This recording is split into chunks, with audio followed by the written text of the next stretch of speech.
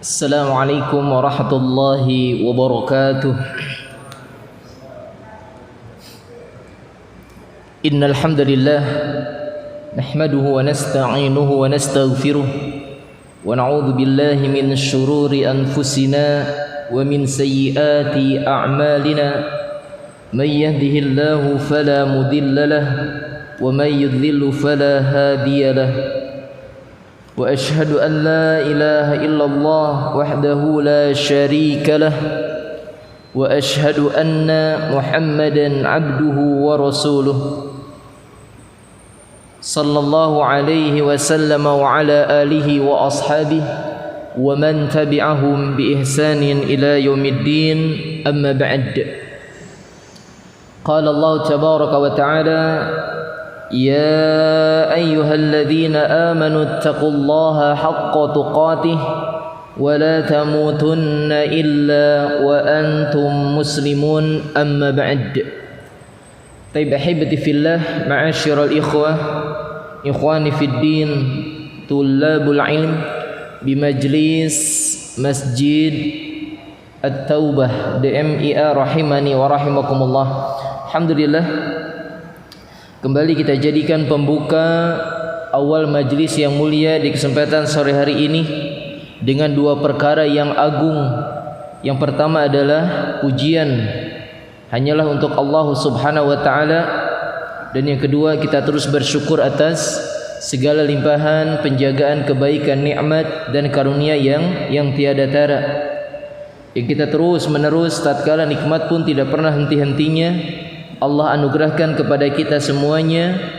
Maka kita pun memohon taufik dan pertolongan kepada Allah agar selamanya nikmat tersebut dimudahkan dengan pertolongan Allah, bisa kita gunakan dalam jalan-jalan kebaikan, bisa kita manfaatkan dalam kesempurnaan tugas penghambaan diri kita hanyalah semata-mata untuk Allah Subhanahu wa taala, dan semoga Allah menerima seluruh amal ibadah kita semuanya. Allahumma amin. Allahumma anfa'na bima 'allamtana wa 'allimna ma yanfa'una wa zidna ilman. Amin ya rabbal alamin. Ikhwani fi din, azzakumullah. Alhamdulillah, kita lanjutkan majlis kita, pelajaran kita bersama, masih di awal-awal pembahasan yang sangat berfaedah yang telah ditulis oleh Al-Allamah Al-Imam Ibnu Qayyim Al-Jauziyah rahimahullah dengan judul yang lebih terkenal, yakni Ad-Da'u wad-Dawa, ya. Ad-Da'u wad-Dawa, yakni berbicara tentang penyakit dan penawarnya ataupun obatnya. Tapi barakallahu fikum, di pertemuan yang sudah berlalu kita sudah mengambil beberapa faidah dari muqaddimah yang datang dari kitab yang sangat bermanfaat tersebut, dan juga kita sudah masuk ke dalam fasal, ya. Fasal yang menjadi awal pembuka dalam kitab Ad-Da'u wad-Dawa, penyakit dan obat ini, yakni tentang keistimewaan doa, ya. Tentang istimewanya doa. Hadis-hadis banyak dibawakan oleh penulis rahimahullah, bahkan di penutup pasal yang pertama tentang bahwasanya doalah yang paling ampuh, yang paling mujarab, ya, yang paling berefek untuk menjadi sebab biidznillah kesembuhan dari penyakit yang dialami oleh setiap anak cucu Adam. Sampai puncaknya beliau pun tidak lupa membawakan hadis tentang sampai pun yang namanya takdir tidak ada yang bisa merubahnya kecuali apa? Doa, ya. Tapi maka pasal-pasal yang akan terus beberapa pertemuan kita bahas berbicara tentang sekelumit atau serba-serbi atau apa, pernak-pernik lah gitu, ya, tentang doa dalam koridor wilayah pembahasan doa, ya. Hal-hal yang berkaitan dengan doa, ya. Maka di pasal yang berikutnya beliau Al-Imam Ibnu Qayyim Al-Jauziyah rahimahullah berbicara tentang yang berkaitan dengan doa, yakni hal-hal yang sangat bermanfaat dalam pengobatan melalui kuatnya doa kita adalah al-ilhah. Kata beliau, fasal subpokok pembahasan, wa min anfa'il adwiyati, dan di antara hal yang paling bermanfaat dari sebab penyembuhan, pengobatan, yakni al-ilha fid du'a. Al-ilha maknanya istimrar, dawam, yakni terus menerusnya kita menjaga kekuatan doa kita. Ini di antara yang paling bermanfaat dalam doa yang kita panjatkan kepada Allah. Salah satu tujuannya untuk kesembuhan atau terapi penyakit kita adalah terus menerus, bukan sesekali, bukan kapengan cek orang Sunda mah ya, ahyanan, kadang-kadang, terus menerus. Maka tentang kabar-kabar yang menguatkan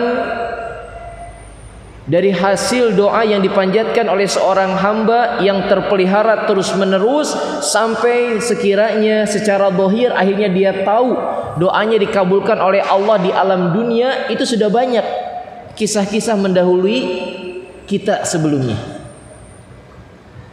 Dan di antara kisah yang paling masyhur tentang efek terus menerusnya dari menjaga doa dalam munajat, memohon kepada Allah, meskipun dalam kisah tersebut tidak dikhususkan untuk pengobatan penyakit, tapi kata para ulama ini pun terapi. Terapi apa? Terapi kemandulan ya. Ya bahasa kita lama nggak punya anak namanya apa? Mandul ya. Entah secara medis siapa yang harus dites, siapa yang ada masalah ya. Apakah dari pihak laki-laki suami ataupun dari pihak wanita istrinya ada masalah ya, dengan hal-hal yang seharusnya melalui pertemuan antara begitulah ya, hubungan suami istri, koitus atau jima, kemudian dibuahi sel telur dan seterusnya gitu ya. Kita mengenal kisah yang sangat spektakuler ya, yakni seorang nabi yang mulia alaihi salatu wasallam yang akhirnya terpilih untuk mengasuh Maryam ya, untuk mengasuh Maryam ya, Maryam bintu Imran ya, ibunda dari Nabi siapa? Isa alaihi salam ya. Di antaranya Allah sebutkan di ayat-ayat yang berbicara tentang kisah keluarga Imran dalam surah Ali Imran ya. Yang ketika Imran dan istrinya, yakni ulama menyebutnya Hannah ya, akhirnya Allah karuniai seorang putri yang bernama Maryam ya. Kemudian singkat kisah, Maryam ini, Imran ini orang yang tuan guru lah bahasa kita di zamannya. Sampai Nabi Zakaria pun, meskipun Imran bukan nabi, Nabi Zakaria pun termasuk orang yang belajar ilmu dari Imran tersebut ya. Nah ini adalah bentuk bakti dari murid-murid ketika ada anak yang masih kecil menjadi seorang yatim, mereka berlomba-lomba dalam hak mengasuh atau ingin mengasuhnya ya. Maka dalam kisah disebutkan oleh tafsir, ini melemparkan pena ya di sungai.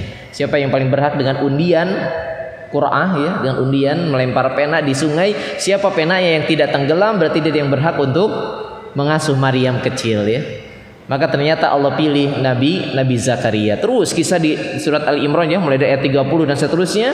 Kemudian akhirnya tatkala di dalam pengasuhan Nabi Zakaria yang disimpan di sebuah mihrab, pada satu saat Zakaria masuk ke dalam mihrab tempat ibadahnya Maryam, kemudian didapati makanan yang sangat tidak memungkinkan ya. Selain tidak ada yang mirip makanan, dan jenis makanannya kata para ulama bukan makanan yang ada di musim itu. Di musim itu jenis makanan tersebut tidak ada ya, menunjukkan ini sesuatu yang aneh ya. Dan ketika ditanya dari mana asal makanan tersebut, maka Maryam menjawab huwa min indillah ya, dari sisi Allah Subhanahu wa taala ya.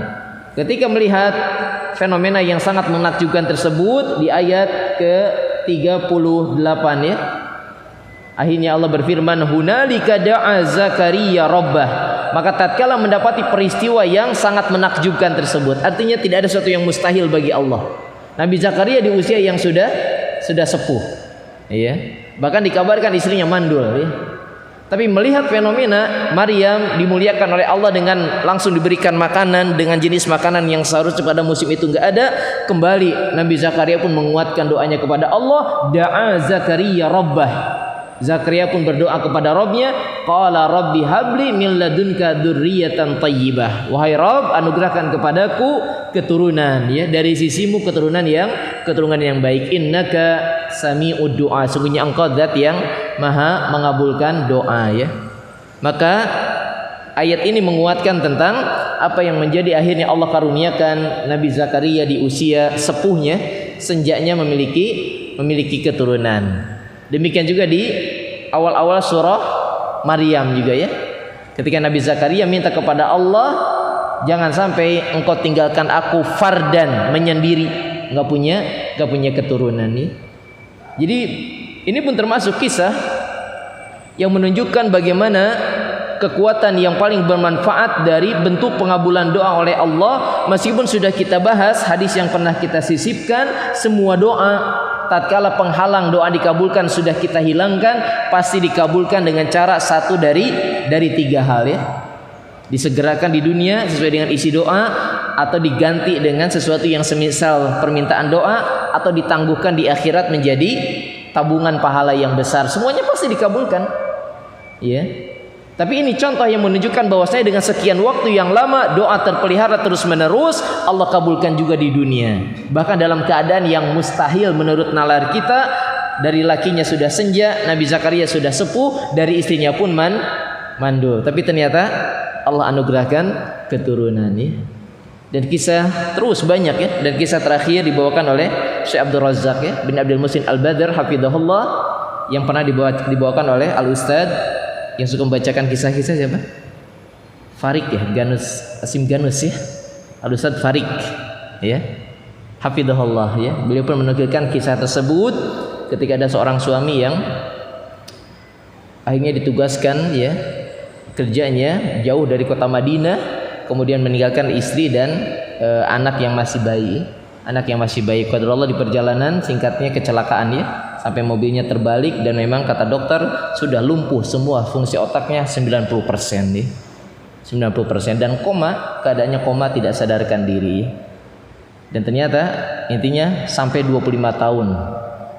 Oleh medis ya sudah dinyatakan begitulah ya. Disebut hidup yang enggak hidup udah begitu keadaannya. Tapi disebut meninggal juga belum meninggal ya. Akhirnya sampainya dua keluarga yang salih ya. Dari pihak laki-lakinya juga mempersilahkan kalau mau mengajukan untuk gugat cerai karena sudah tidak terpenuhi hak-hak suami, kembali ke orang tuanya ya.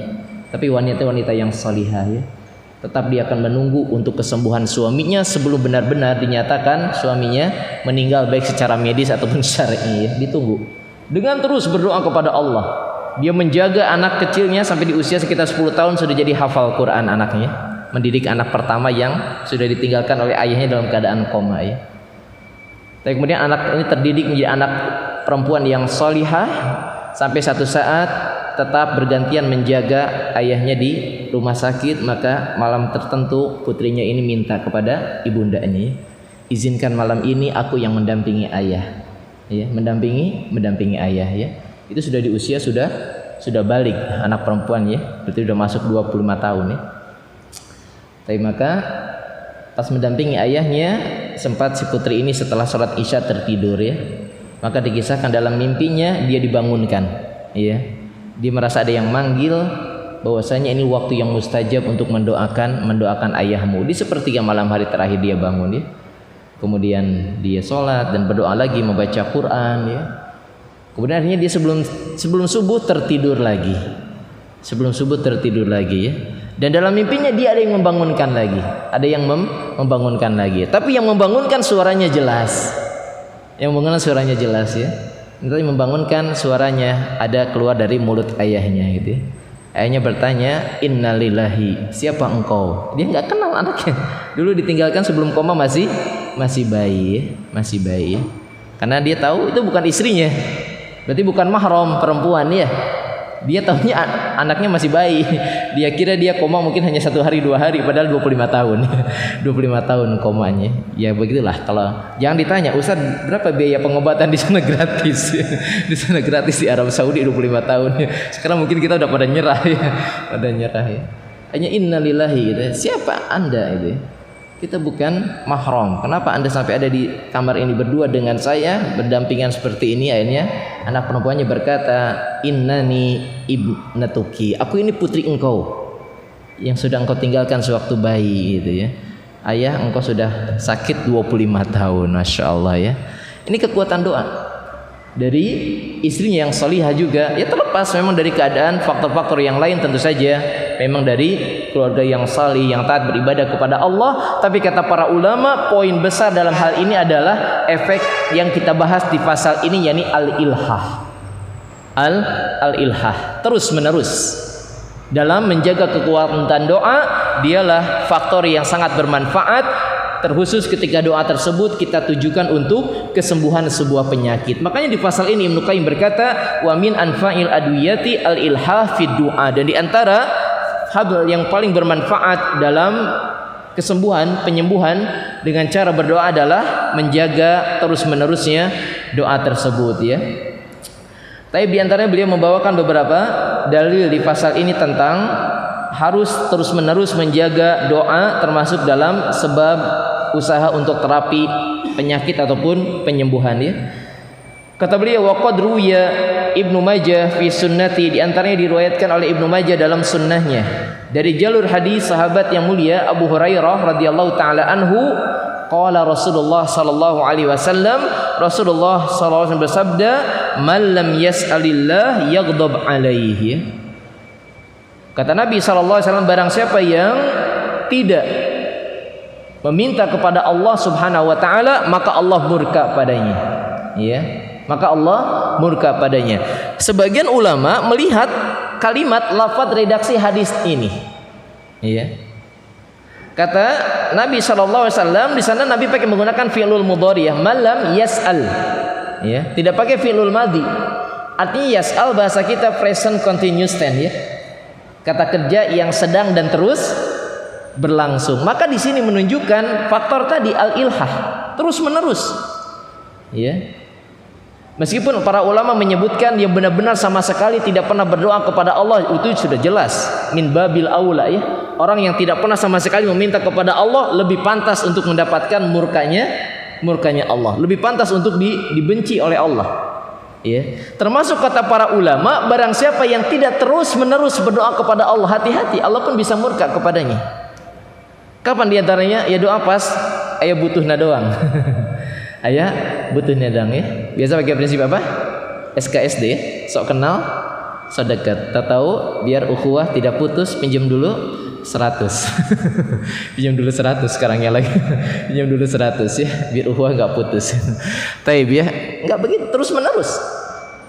Sebagian ulama mencela dengan hadis ini, tatkala dia ingat berdoa kepada Allah, meskipun dohirnya itu kebaikan, tapi dia ingat berdoa kepada Allah pada saat benar-benar dia kondisi membutuhkan, kondisi terdesak ya.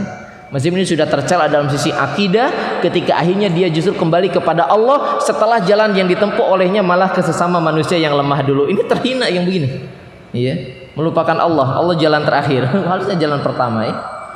Taib, maka ini hadis pertama yang dibawakan oleh Al-Allamah Al-Imam Ibnu Qayyim Al-Jauziyah rahimahullah. Demikian juga dalam Mustadraknya Al-Hakim, Imam Al-Hakim dalam kitab Mustadraknya membawakan hadis dari jalur sahabat Anas bin Malik radhiyallahu taala anhu, ani Nabi sallallahu alaihi wasallam ya, dari Nabi sallallahu alaihi wasallam. Lihat kata beliau, la tu'jizu fid du'a. Jangan ya, ajaja yu'jizu ya. Seperti sama dalam hadis Sahih Muslim tentang 3 hal yang harus kita jaga ya. Ihris ala ma yanfa'u wasta'in billah wala ta'jaz. Wala ta'jiz ya.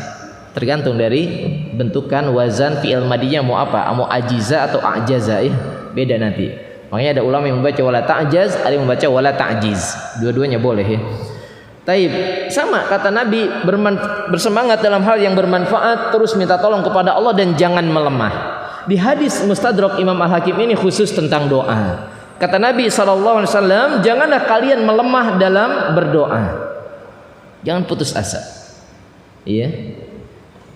Ilhah, keadaan yang paling bermanfaat untuk bentuk pengabulan doa, termasuk tujuan kesembuhan obat sebuah penyakit atau terapi penawar penyakit, itu sama dengan kondisi hati, menguatkan kondisi hati yang menjadi sebab doa dikabulkan, yakni wa antum muqinuna bil ijabah, dan kalian selalu yakin dengan bentuk pengabulan doa tersebut. Di antara orang yang yakin pengabulan doa, amalan dohirnya apa? Sesekali atau terus menerus berdoanya? Terus menerus. Iya. Amalan hatinya wa antum muqinun, sudah kita bahas hadisnya. Wa antum muqinuna bil ijabah, dan kalian yakin dengan pengabulan doa. Nah, itu amalan hati, yakin doa pasti dikabulkan. Amalan dohir, anggota badannya apa? Terus menerus berdoa. Iya. Terus menerus berdoa ya. Baru kemarin dibahas dalam kitab Riyadhus Shalihin tentang bab doa ya, bahwasanya salah seorang ustadz kita lah, murid kesayangan Syekh Abdul Razak ya, Dr. Firanda Andirja, beliau menyebutkan perkataan gurunya tersebut, Syekh Abdul Razak ya, teruslah berdoa. Kata beliau, boleh jadi dari 100 doa yang diulang-ulang engkau panjatkan salah satunya yang dikabulkan oleh Allah ya. Jadi terus menerusnya dalam berdoa ya. Tapi kalau tadi amalan hati, keyakinan untuk diijabah, amalan zahirnya yakni terus kita berdoa kepada Allah Subhanahu wa taala. Maka kata Nabi, jangan kalian melemah dalam berdoa. Bahkan kata Nabi, fa innahu la yahliku ma'ad du'ai ahadun. Enggak ada kok. Ini menunjukkan doa itu sebetulnya ringan, mudah. Sampai kata Nabi bahasanya, enggak ada seorang pun dari kalian yang mampus lah gitu ya, yang mati karena kelelahan doa, enggak ada tuh. Enggak ada yang binasa karena kalian terus berdoa ya, terus menerus ya. Artinya menunjukkan, kata para ulama, ini ibadah yang mudah seharusnya kita jaga. Ya. Harus dijaga senantiasa ya. Sampai Nabi mengisyaratkan kepada kita tidak ada yang binasa karena sebab doa ya. Termasuk dikaitkan dengan tidak ada kerugian dari doa yang dipanjatkan oleh kita dengan bentuk pengabulan dari Allah Subhanahu wa taala dengan satu dari 3 cara tersebut ya. Ditambah lagi dengan hadis yang diantaranya dikeluarkan oleh Imam Al-Auza'i dari Az-Zuhri dari Urwah murid senior Aisyah ya, termasuk murid senior Aisyah masih kerabat dah ya. Kata Aisyah radhiyallahu taala anha, qalat, beliau berkata, qala Rasulullah alaihi salatu wasallam, Rasulullah SAW bersabda, di antara buah manis dari kita yang terus menerus berdoa kepada Allah, kata Nabi SAW, innallaha yuhibbul mulihina fid du'a. Sesungguhnya Allah mencintai orang-orang yang terus menerus berdoa. Terus menerus berdoa. Bahasa kita doa itu apa? Sa'ala, tolaba, minta ya. Inilah yang disebutkan oleh para ulama, jelas ya pembeda antara Rob dengan kita.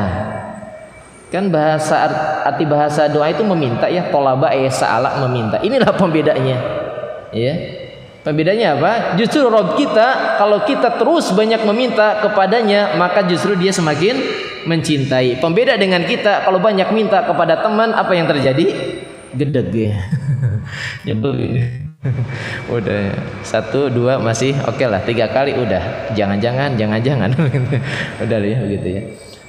Ternyata malah menjadi sebab hadirnya kecintaan Allah dengan sifat doa yang kita panjatkan dalam keadaan terus menerus ya, dalam keadaan terpelihara ya. Sampai akhirnya Imam Ahmad rahimahullah dalam musnadnya membawakan satu kisah dari keadaan seseorang yang kalau bahasa kita mah sudahlah minim keselamatan, sebab selamat dari sebuah kebinasaan ya, dari sebab kecelakaan minim ya, yang dibawakan oleh Imam Ahmad dalam musnadnya dari Qatadah ya. Qatadah di sini Qatadah yang tabi'in ya, bukan Qatadah sahabat ya. Jadi disebutkan dari Muwarriq, ma wajadtu lil mu'min mathalan illa rajulan fil bahri ala khashbah. Tidaklah aku memberikan perumpamaan seseorang yang terus menerus dalam berdoa seperti ada gambaran seseorang yang terombang-ambing di samudra yang luas, yang dia hanya ditemani dengan sebatang kayu. Dia hanya nemplok di kayu ya.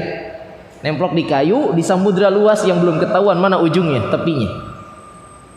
Ya kemungkinan dengan kisah-kisah sekarang pun dia mungkin orang berapa hari sih mampu bertahan di lautan nih. Kalau tidak ada segera datang pertolongan ya. Ya, kalau dengan kayu mungkin bisa nyampe ke tepi sekian hari, ya mungkin juga udah mati, kelemas ya. Maka kata Muwarriq tersebut, aku tidak mendapati seorang mukmin yang terus menerus menguatkan doanya kepada Allah kecuali seperti gambaran orang yang terombang-ambing di lautan yang sudah tinggal nemplok saja di sepotong batang kayu ya. Tapi ternyata fahuwa yad'u, dia terus berdoa kepada Rabbnya. Ya Rabb, ya Rabb, ya. Dia terus berdoa kepada Allah. La'allah azza wa jalla ayyunjihi. Maka kata Muwarik, kecuali dia yang terus berdoa seperti itu, pasti dia akan selamat sampai tepian daratan. Meskipun hanya dengan nemplok di sebatang pohon tersebut, ya. Di sebatang pohon, selamat dia. Ya. Ini pun menunjukkan, mengisyaratkan kisah yang dibawakan oleh Imam Ahmad dalam musnadnya, manfaat ya dari sifat terus menerus menjaga doa kita, bukan hanya saat butuh mendesak, bukan hanya sesekali, terus menerus. Tadi kisah sudah kita bacakan, yang paling masyhur diabadikan dalam Al-Quran adalah kisah Nabi Zakaria ya alaihi salatu wassalam, yang akhirnya Allah karuniakan keturunan ketika beliau tidak henti-hentinya meminta kepada Allah untuk diberikan keturunan dan berharap kepada Allah jangan ditinggalkan sendirian. Artinya tidak ada ahli waris ya, yarithuni ya, wa yarithu min ali Yaqub ya, agar ada yang mewarisiku dan mewarisi keluarga Yaqub ya. Taib ahibati fillah azakumullah, inilah keterangan yang dibawakan oleh Al-Allamah Al-Imam Ibnu Qayyim Al-Jauziyah rahimahullah melalui beberapa keterangan yang beliau kumpulkan di fasal yang kita bahas. Di antaranya yakni ingat, yang paling bermanfaat dalam doa kita adalah keadaan yang kontinu, keadaan yang dawam, keadaan yang istimrar untuk terus-menerus menjaga doa kita ya. Tapi kita bahas dua fasal pada pertemuan sore hari ini. Fasal yang berikutnya berkata Al-Allamah Al-Imam Ibnu Qayyim Al-Jauziyah rahimahullah, kata beliau, faslun wa minal afati allati tamna'u tarattuba athari du'a alaihi. Maka di poin yang berkaitan tentang hal-hal yang berkaitan dengan doa yang beliau sampaikan adalah hal-hal yang menjadi sebab terhalangnya pengabulan doa. Di pasal ini beliau menyebutkan poin perkara yang bisa menghalangi terkabulnya doa. Ya. Banyak beberapa faktor yang menjadi sebab doa terhalang untuk dikabulkan, dan sudah kita tegaskan di awal, yang paling berat, yang paling menjadi sebab keburukan terbesar doa terhalang untuk dikabulkan oleh Allah adalah konsumsi yang haram ya. Mengkonsumsi yang haram ya. Karena hadis ini menjadi hadis utama yang dibawakan dalam Jawami'ul Kalim Nabi, baik dari hadis Arba'in ataupun Jami'ul Ulum wal Hikam ya, ataupun dalam Bahjatul Qulubil Abrar tentang kisah ya, kisah seorang yang safar dalam keadaan berdebu, dalam keadaan aut-autan, dalam keadaan kotor, keletihan ya. Benar dia berdoa dengan menyempurnakan adab-adabnya, menengadahkan kedua tangan, memanggil nama Allah ya Rob gitu ya. Tapi ternyata makanannya haram, minumannya haram, pakaiannya haram ya. Maka kata Nabi, fa anna yustajabu laha, bagaimana mungkin doanya akan dikabulkan ya. Itu ya poin yang paling utama yang harus dijauhi oleh setiap diri kita, karena dialah yang sudah mutlak menjadi sebab penghalang doa dikabulkan ya. Ingat, hukum asal doa dikabulkan atau tidak? Iya, kita sudah bahas di awal ya. Baik surat Al-Mu'min ya, atau Ghafir ayat 60, wa qala rabbukum ud'uni astajib lakum ya. Hukum asalnya doa itu dikabulkan, ataupun rangkaian ayat-ayat saum yang sudah kita bacakan juga di pertemuan awal ini, ayat 186 Allah berfirman, wa idza sa'alaka ibadi fa inni qarib ujibu da'watad da'i idza da'an. Aku menjawab doa bagi siapapun yang selalu berdoa kepadaku ya. Hukum asalnya doa dikabulkan, tapi dalam hukum asal setiap syariat selalu ada istisna, pengecualian. Selalu ada pengecualiannya. Semisal sesuatu yang tadinya halal menjadi haram, apa sebabnya? Ada pengecualian. Atau bahkan tadinya haram bisa menjadi halal karena ada pengecualian. Ya. Sama hukum asal doa adalah dikabulkan, dan ada jadi sebab pengecualian dari doa tersebut dikabulkan, akhirnya tertolak. Yang paling utama konsumsi yang haram. Di antaranya juga Imam Ibnu Qayyim Al-Jauziyah rahimahullah memasukkan dalam pasal ini sesuatu yang kalau bahasa beliau afat ya. Afat ya. Afat ini dalam bahasa Arab itu lebih parah daripada nuksan. Nuksan itu kekurangan. Ya. Makanya ketika Syekh As-Sa'di rahimahullah memberikan tafsir ketika Allah berfirman di surat Yunus surat ayat 25 ya. Wallahu yahdi ila daris salam. wa yahdi ila siratil mustaqim. Dan Allah wallahu yad'u ila daris salam, dan Allah selalu menyeru kalian menuju negeri penuh keselamatan. Negeri penuh keselamatan ya. Kata Syekh As-Sa'di rahimahullah, sumiyatil jannah darus salam. Surga salah satunya disebut Darussalam karena dia adalah al-mahallu salamatun minan nuqsan wal afat, karena dia adalah tempat yang steril dari berbagai kekurangan dan al-afat. Al-afat ini berbagai hal yang buruk, jelek. Ya. Maka di surga tidak pantas, ya. Makanya surga disebut Darussalam, salah satu nama surga negeri yang penuh keselamatan. Kata Syekh As-Sa'di, dia selamat dari berbagai kekurangan. Enggak ada kekurangan di surga. Dan juga minal afat, enggak ada keburukan, kejelekan, aib enggak ada di surga. Maka kata Ibnu Qayyim, wa minal afat, di antara keburukan, ya, yang menjadi sebab pengaruh doa, ya, tertolak untuk dikabulkan adalah ayyasta'jalal abdu. Ini tergesa-gesa, buru-buru, ya, hayang saprakna wae gitu ya, kumabrehna gitu ya. Dia lupa ya.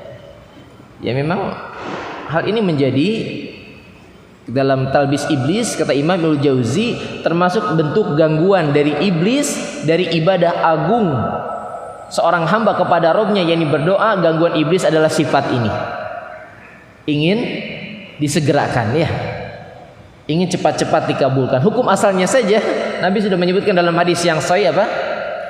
Inna ta'anniya minallah wa innal istijala minasyaitan ya. Sesungguhnya sifat tenang itu adalah datang dari Allah, dan sifat terburu-buru itu dari syaitan ya. Sifat tergesa-gesa dari syaitan. Ingat, hukum asal ketergesa-gesaan itu dari syaitan. Tergesa dalam bahasa istijal ya. Tapi kalau bahasa yang lain yang menunjukkan percepatan, enggak semuanya tercela, seperti musaraah, bercepat-cepat, wasari'u ila maghfirati min rabbikum ya, fastabiqul khairat, berlomba-lomba, itu kan bercepat-cepat juga ya. Kemudian juga wa fi dzalika falyatanafasil mutanaffis. Allah menyebutkan istijal, Nabi menyebutkan istijal ya. Istijal ya. Ini hukum asal tergesa-gesa itu adalah dari syaitan ya. Meskipun disebutkan oleh Abu Nuaim Al-Asbahani dalam kitab Hilyatul Auliya, hukum asal tergesa-gesa dari syaitan ketika beliau membahas hadis tersebut ya. Hadis yang berbicara ketenangan datang dari Allah, tergesa-gesa adalah dari syaitan. Hukum asal tergesa-gesa adalah tercela dari syaitan kecuali hanya 5, kata Imam Abu Nuaim Al-Asbahani. Siapa yang tahu? Tergesa-gesa yang diperbolehkan apa? 1, bayar hutang. Qadiyatud dain. 2 yang lain. Baru 1/5 ya. Apa yang kedua? Yang kedua yakni ikramud duyuf li huduril at'imah ya, memuliakan tamu, ingin untuk menyegerakan menghadirkan santapan, jamuan. Jangan ditanya dulu udah makan apa belum, suguhin aja. Nanya dulu. Dari mana? Tadi makan belum? Suguhin aja. Tamu kalau memang lapar pasti dimakan ya, kalau enggak dibiarin. Suguhin aja ya. Menjamu makanan untuk tamu ya. Kemudian di antaranya adalah yakni pengurusan jenazah ya. Pengurusan jenazah disegerakan hukum asalnya. Kecuali kata Syekh Utsaimin baina as-sa'a aw sa'atain, kecuali ada kemaslahatan sekitar 1 jam atau 2 jam. Kalau berhari-hari bukan maslahat itu. Menyelisih sunnah Nabi ya. Menyegerakan pengurusan jenazah. Yang keempat apa? Ayyun kaha al-mar'ah ya. Idza ja'a fihi rajulun mu'min ya. Sudah nikahkan anak perempuanmu kalau sudah pasti datang kepada kalian calon laki-laki mukmin ya. Segerakan saja nikahkan ya. Sudah berapa itu? 4. Satu lagi apa? Satu lagi apa ya? Lupa satu lagi. Ada yang tahu? Ya pokoknya itulah ya. Beberapa hal yang disegerakan ya. Sudah 5 ya? 5 belum? Membayar hutang, menikahkan anak perempuan kalau sudah ada calonnya, menjamu makanan, mengurus jenazah. Satu lagi apa ya? Lupa, ada satu lagi ya. Taib, intinya tergesa-gesa itu datang dari syaitan, dan itu pun lagi-lagi ada pengecualian. Maka kata Ibnu Qayyim rahimahullah, di antara bentuk keburukan yang menjadi salah satu sebab penghalang doa atau efek doa itu terkabulkan adalah keadaan hamba yang tergesa-gesa ya. Keadaan hamba yang tergesa-gesa ya. Wa yustabta'ul ijabah fayastasaru wa yad'a du'a. Akhirnya ya sudah, dia merasa kok doa saya lambat dikabulkan. Nah, udah ini gangguan syaitan, kata Imam Ibnu Jauzi. Ingat ya, syaitan masuk dalam seluruh flow, alur ibadah kita ya. Termasuk dari sisi doa, gangguan syaitan adalah bersegera atau tergesa-gesa ingin dikabulkan. Dia merasa doa lama dikabulkan ya. Ini juga pernah dibahas oleh Imam Abu Nuaim al-Asbahani dalam kitab Hilyatul Auliya ya. Beliau kan ulama di daerah Basrah ya. Ulama daerah Basrah, satu hari beliau berjalan di pasar dan orang ya dari dulu lah yang namanya pasar tempat berkumpul. Ya cenderung titik kumpul massa yang banyak ya. Itu di pasar dari dulu. Cuma memang sebagian ikhwan sudah tahu ya. Yang sebetulnya yang ke pasar itu perempuan atau laki-laki? Laki-laki. Laki-laki. Makanya kalau terjadi sekarang perempuan yang ke pasar ya begitulah, rute perempuan ke pasar fabulit. Kalau laki-laki ces beres pulang. Kalau laki-laki, kalau perempuan tawaf dulu. Makanya nanti antum kalau tahu sifat surga, itu di surga nanti ada pasar. Pasar itu dibukanya hari Jumat. Di Purwakarta ada namanya pasar Jumat. Tapi bukan hanya Jumat doang. Cuma daerahnya doang namanya pasar Jumat ya. Di sana di surga ada pasar bukanya hari Jumat. Disebutkan dalam hadis Sahih Muslim itu suami-suami yang berangkat ke pasar ya. Maka ketika suaminya pulang dari pasar, kata istri mereka, sungguh aku tidak melihat engkau kecuali ketika pulang dari pasar bertambah tampan dan bertambah wangi. Nanti itu sifat penghuni surga ya. Pulang dari pasar, kata istri-istri mereka, dua, tambah ganteng, tambah wangi. Sekarang pulang dari pasar, tambah jelek, tambah bau ya. Nanti tambah tampan, tambah wangi ya. Nah ini lihat, memang dan aib ya, di sebagian yang masih terjaga di Arab Saudi aib kalau wanita yang ke pasar, laki-laki yang ke pasar tuh. Jadi antum gak usah gengsi bawa kresek sayur, kerupuk, biasalah ke pasar ya. Jadi di zaman Abu Nuaim al-Asbahani, para suami yang berkumpul di pasar tersebut, entah sebagai penjual ataupun pembeli ya, dan mereka tahu ada ulama yang sedang hadir di tengah-tengah mereka. Dan ternyata mereka pun tahu tentang firman Allah tadi surat Al-Mu'min atau Ghafir ayat 60 ketika Allah berfirman wa qala rabbukum ud'uni astajib lakum ya. Dan tatkala Rabb kalian berkata doalah kalian kepadaku niscaya akan aku kabulkan. Ini orang-orang yang akhirnya berkumpul minta arahan dari ulama yang disebutkan oleh Abu Nuaim yakni Ibrahim bin Adham ya rahimahullah. Jadi membawakan ayat ini ya. Bahasa mereka, bukankah Allah telah berfirman dalam ayat ini berdoalah kepadaku pasti aku kabulkan. Kami telah berdoa bertahun-tahun tapi kami merasa doa kami belum dikabulkan. Nah ini bentuk nyata gangguan syaitan masuk ya kepada sebagian penduduk Basrah ya. Tapi dalam kisah tersebut Ibrahim bin Adham rahimahullah hanya menyebutkan sebab hati yang mati ya, bukan lebih menyoroti perasaan mereka doa belum dikabulkan ya, tapi lebih menyoroti sebab diantara bentuk musibah yang terbesar hati mereka sudah mati, bukan dalam pengabulan doanya ya. Tapi jadi intinya ini gangguan dari syaitan yang menjadi sebab keburukan terhalangnya doa untuk dikabulkan oleh Allah adalah ketergesa-gesaan, terburu-buru. Dan ini sifat sebagian anak cucu Adam demikian keadaannya. Sebagaimana hajat dalam urusan dunia pun terkadang ingin segera. Ya, pas ngomong pas ayat pengennya begitu, prak langsung ya. Tapi maka kalau itu ternyata tidak hadir, kata Imam Ibnu Qayyim, yang terparah adalah wayada'ad doa. Akhirnya dia pun meninggalkan doa. Sudah berhasil tuh kalau sampai titik situ. Tergesa-gesa dan merasa doa belum dikabulkan pun itu sudah gangguan iblis. Apalagi sampai sudah finalnya wayada'ad doa ya. Akhirnya dia meninggalkan doa ya. Makanya salah satu hikmah di balik ujian-ujian yang datang, kesulitan-kesulitan, kata para ulama adalah Allah sayang kepada hamba tersebut agar dia masih ingat untuk berdoa kepada Rabb-nya. Kenapa di antara keburukan orang yang hajatnya sudah terpenuhi lupa doa lagi?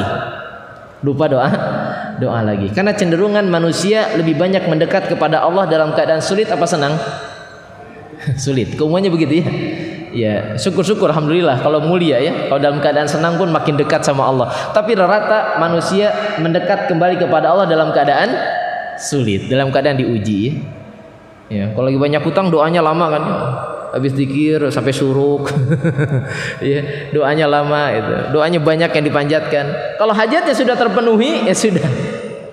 Apa saja saya sudah ada. Akhirnya nggak minta lagi padahal justru itu adalah musibah ya. Maka meninggalkan doa adalah petaka yang besar ya.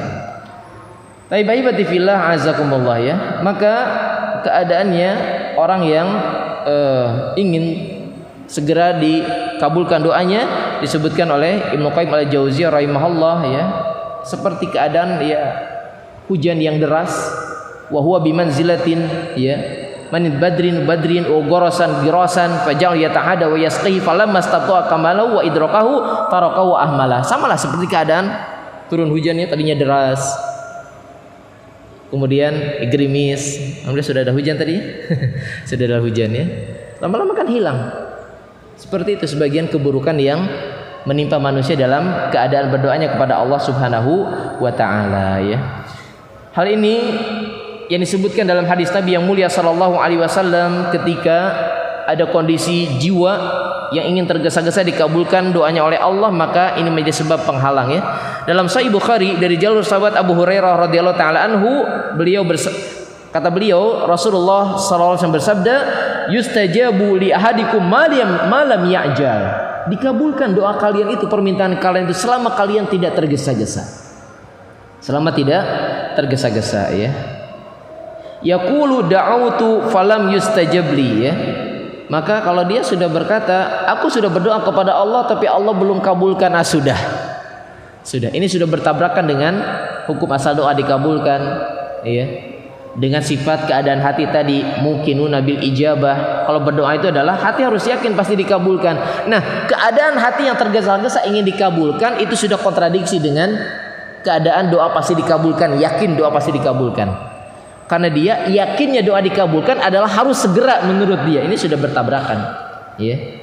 Maka Nabi mengingatkan bahwasanya selama kita tidak tergesa-gesa ya, dan terus berdoa kepada Allah, maka kembali kepada kelaziman hukum asal doa itu adalah dikabulkan. Kalau ternyata tidak dikabulkan, ya sudah, ingat lagi yang 3 hal bentuk pengabulan Allah. Kalau tidak di dunia, ya nanti.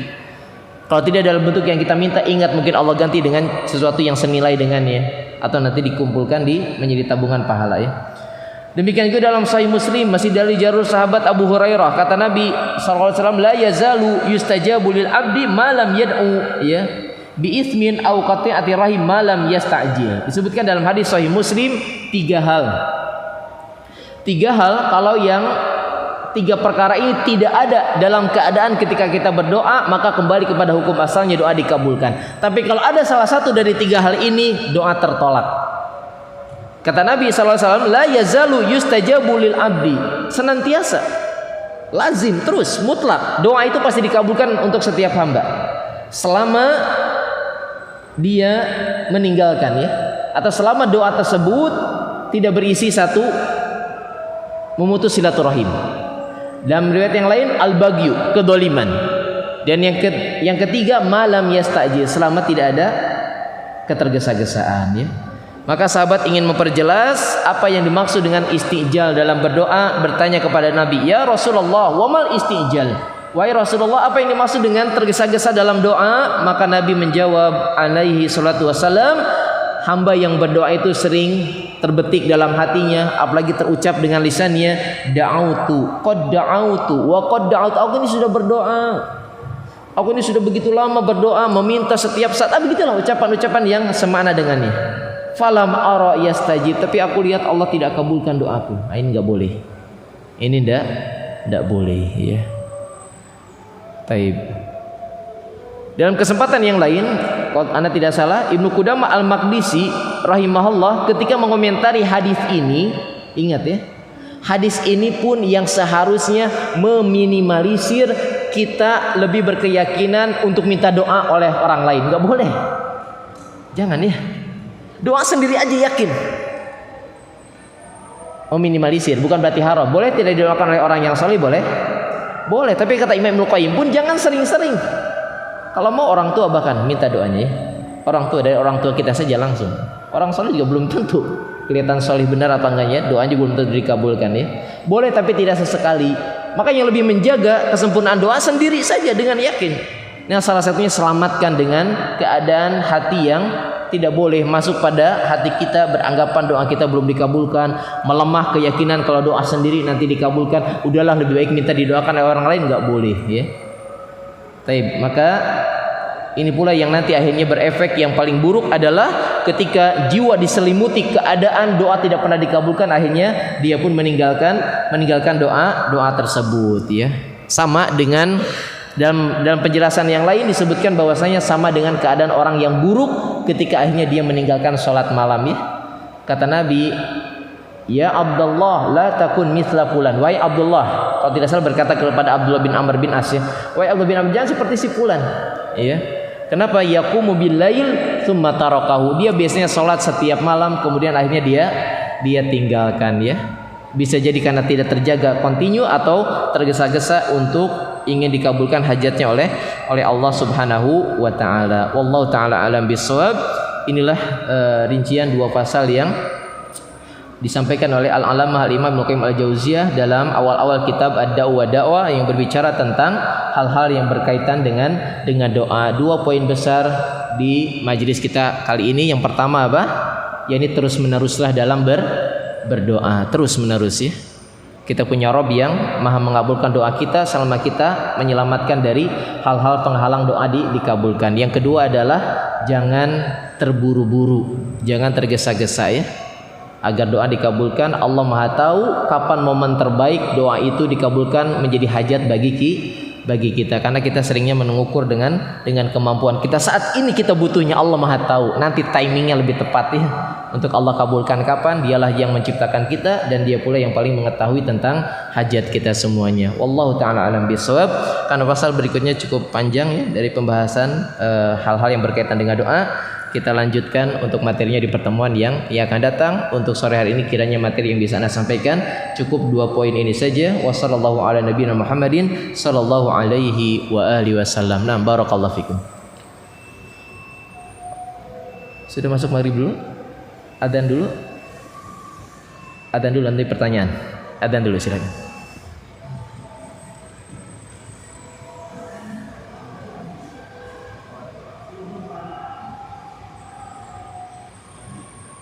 Monggo, adzan dulu kalau memang sudah masuk.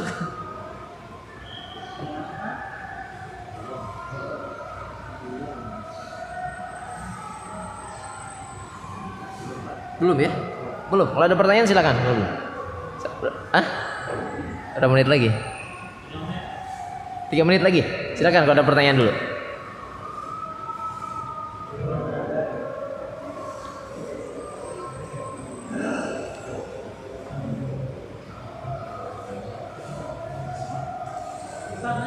Ya, makasih.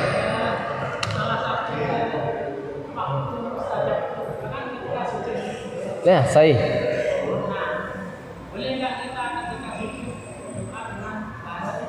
Baik. Cukup. Iya. Iya, baik. Bismillah, alhamdulillah, salatu wassalamu ala rasulillah wa ba'd. Barakallahu fiik wa jazakallahu khairan ya. Pertanyaan yang bermanfaat tentang al-awqat ya, waktu-waktu mustajabati doa, dikabulkannya doa. Taib. Barakallahu fikum. Karena kita sudah paham ya, insyaallah penuntut ilmu di DMIA sudah paham, tatkala doa adalah bentuk ibadah dari syariat Islam yang indah dan sempurna, maka tidak mungkin ada hal-hal yang kita butuhkan dalam kesempurnaan beribadah tersebut kecuali pasti ada tuntunannya dari Nabi. Termasuk yang tuntunan datang dari Nabi kepada kita tentang ibadah doa ini adalah waktu-waktu premier time-nya ya, premium time-nya. Waktu-waktu yang lebih istimewa untuk kita berdoa. Berdoa kapanpun boleh, selama tidak ada hal-hal yang mengecualikannya ya. Dan di samping itu ada waktu-waktu yang lebih berharga ya. Dan ini nanti pembahasan pasal berikutnya sebetulnya. Salah satunya sudah boleh sebutkan, yakni inda sujud. Ketika sujud ya, jelas dalilnya. Dalam hadis sahih Nabi bersabda alaihi salatu wasallam, aqrabu ma yakunul abdu ila rabbih fahuwa sajid ya. Jarak terdekat antara hamba dengan Rabbnya adalah ketika dia bersujud. Maka dalam satu riwayat fa'akthiru fihi bidu'a, perbanyaklah di dalam keadaan sujud berdoa. Dalam riwayat yang lain fajtahidu, bersungguh-sungguhlah dalam keadaan sujud tersebut berdoa. Jadi ada dua lafaz ya. Perbanyak dan bersungguh-sungguh, menunjukkan sujud adalah waktu berharga bagi kita untuk tidak kita lewatkan kecuali dengan memperbanyak doa kepada Allah ya. Memperbanyak doa kepada Allah. Taib. Maka ketika sujud tersebut, permasalahan yang muncul adalah ketika itu momen yang berharga bagi kita dan bahkan kita boleh berbanyak doa, memperpanjang doa dalam sujud tersebut. Bagaimana kalau mentok ternyata doanya tidak bisa kita pakai dengan bahasa Arab ya? Kita pakai dengan bahasa Arab ya. Ingat ya, memperpanjang doa tersebut itu dalam keadaan fardiyah, menyendiri. Adapun kalau bermakmum ikut bersama imam. Dan imam pun kalau mengimami suatu kaum ya kembali kepada hukum asalnya diringkasin ya. Diringkasin. Artinya kalau imam memberikan kesempatan kita untuk berdoa panjang berjamaah ya ikut. Tapi kalau imam sudah bangkit dari sujud, kita jangan berlama-lama sujud masih nungging aja. Enggak boleh. Ikuti saja imam segera ya. Dan itu setiap sujud, bukan sujud terakhir. Bagaimana kalau dengan bahasa di luar bahasa Arab ya? Taib ya, Allah al-bisawab ya. Ini pernah menjadi fatwa dari Syekh Shalih Al Fauzan ya, dengan tentu saja tadi bahasa beliau lebih afdal dengan bahasa Arab. Tapi kalau mentok maka diperbolehkan dengan tidak boleh melemahkan diri kita untuk belajar bahasa Arab. Tetap belajar bahasa Arab dan hafalkan, prioritaskan doa-doa yang paling inti.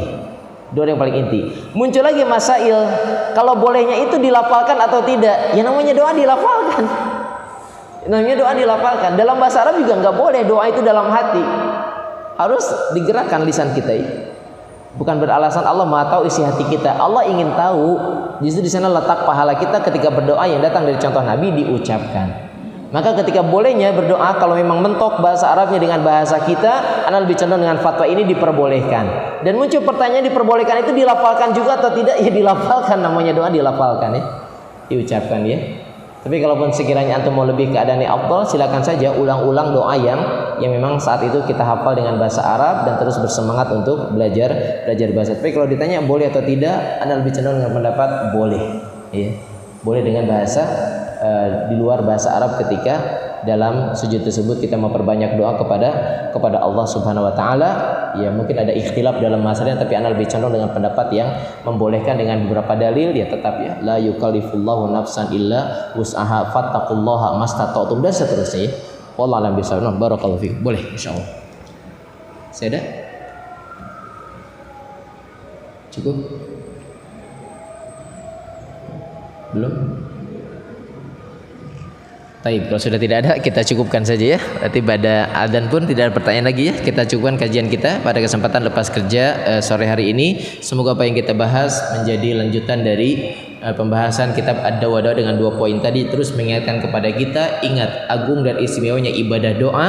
Maka yang harus melengkapi keadaan kesempurnaan kita berdoa kepada Allah adalah yang pertama terus menerus menjaga doa tersebut, dan yang kedua hindarkan keadaan yang ingin segera atau terburu-buru untuk dikabulkan oleh Allah Subhanahu wa taala.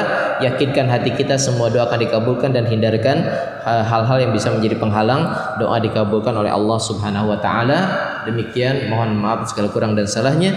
Aku qouli hadza wa sallallahu ala nabiyina Muhammadin sallallahu alaihi wasallam wa akhiru da'wana alhamdulillahirabbil alamin.